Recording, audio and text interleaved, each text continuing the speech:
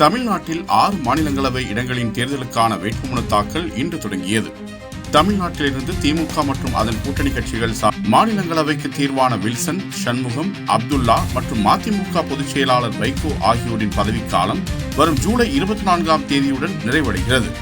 அதிமுக ஆதரவுடன் தேர்வான பாமக தலைவர் அன்புமணி ராமதாஸ் மற்றும் அதிமுகவின் சந்திரசேகரின் பதவிக்காலமும் முடிவடைகிறது.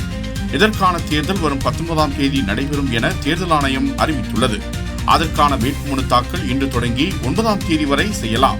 தேர்தல் நடத்தும் அதிகாரியான சட்டமன்ற பேரவை கூடுதல் செயலாளர் சீனிவாசனிடம் வேட்பாளர்கள் மனுக்களை தாக்கல் செய்யலாம் என்றும், பக்ரீத் விடுமுறை நாளான ஜூன் 7ஆம் தேதி மற்றும் ஞாயிற்றுக்கிழமையான ஜூன் 8ஆம் தேதி தவிர மற்ற நாட்களில் வேட்புமனு தாக்கல் செய்யலாம் என்றும் அறிவிக்கப்பட்டுள்ளது.